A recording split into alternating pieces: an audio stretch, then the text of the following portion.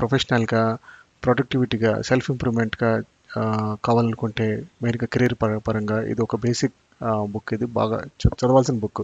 ఇంకా ఎన్ని వచ్చేసినాయి. సో మనకు చూసుకుందాం, ఆ బుక్ కంపారిజన్ చేద్దాం. ఓకే.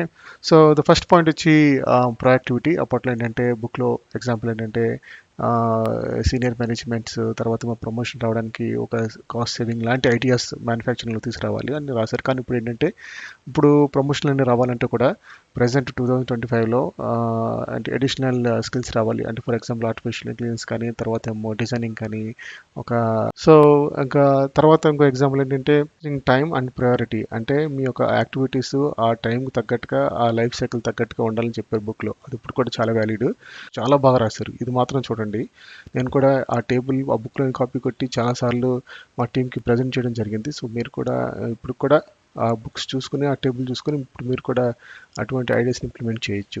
అట్లా ఏంటంటే అదేంటి అంటే ఒక సేల్స్ పర్సన్ బుక్లో ఎగ్జాంపుల్గా తీశారు.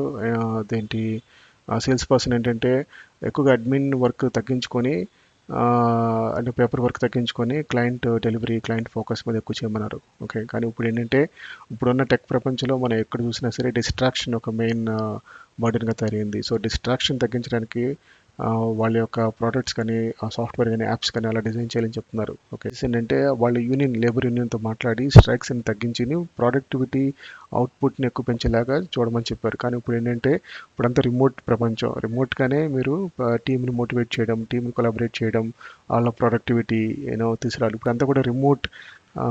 ఏంటంటే listen to understand. Listen to understand అంటే అది నిజంగా గ్రేట్ పాయింట్. ఇప్పుడు కూడా ఏంటంటే ఎక్కువ వినమంటున్నారు, తక్కువ మాట్లాడమంటున్నారు. ఇప్పుడు కూడా వ్యాలిడ్ పాయింటే. అదేంటంటే ఇప్పుడు అడిషనల్గా ఏంటంటే ఒక వినటమే కాకుండా వాళ్ళ యొక్క ప్రతి ఫీడ్బ్యాక్, ప్రతి ఒక్క కమెంట్ని మీరు రియాక్ట్ అయ్యి ఒక ఒక ట్రస్ట్ని బిల్డ్ చేసుకోవాలి. ఓకే. అంటే ఒక ప్రోడక్ట్ని రిలీజ్ చేయాలంటే ఒక మార్కెటింగ్ ఏజెన్సీని రిక్రూట్ చేసుకుని, ఆ మార్కెటింగ్ ఏజెన్సీ, ఆ ప్రొడక్షన్ ఏజెన్సీ ఇద్దరు కలుపుకుని ఆ ప్రోడక్ట్ రిలీజ్ చేయాలన్నారు అప్పుడు బుక్లో.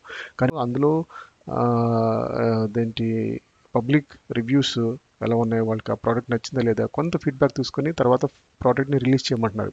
పేపర్ బేస్డ్ అంటే నోటీస్ పడే పేపర్లు అంటించుకొని, స్టిక్కర్లు అంటించుకొని చూసుకునే వాళ్ళు. ఇప్పుడు ఏంటంటే మనకి అంత క్యాలెండర్స్ వచ్చేసి టీమ్స్లో కానీ, అవుట్లుక్స్లో కానీ, గూగుల్లో కానీ అన్ని క్యాలెండర్స్ అందులో రిమైండర్స్ పెడితే అదే చూస్తాం. సో ఓవరాల్గా ఏంటంటే ఈ బుక్లో అన్ని అప్పట్లో రాసిన అన్ని పాయింట్స్ ఇప్పుడు కూడా వ్యాలిడే. ఇది కూడా ఒక వ్యాలిడ్ కాదంటే అన్ని సూపర్ వ్యాలిడ్ బుక్, నిజంగా చదవాల్సిందే. కాకపోతే ఏంటంటే ఇప్పుడు 2025 ఇప్పుడు ఎక్కువగా టెక్నాలజీ పరంగా ఇండస్ట్రీస్ రన్ చేస్తున్నాయి. టెక్నాలజీ పరంగా మనం కూడా ఆలోచించాలి. అంటే మనం బుక్లో చదివిన కంటెంట్ అంతా మనం ఊహించుకోవాలి. టెక్నాలజీగా దాన్ని ఎలా ఇంప్రూవ్ చేయాలి, ఎలా ఇంప్లిమెంట్ చేసుకోవాలి, దాన్ని ఎలా మార్చుకోవాలని చెప్పేసి.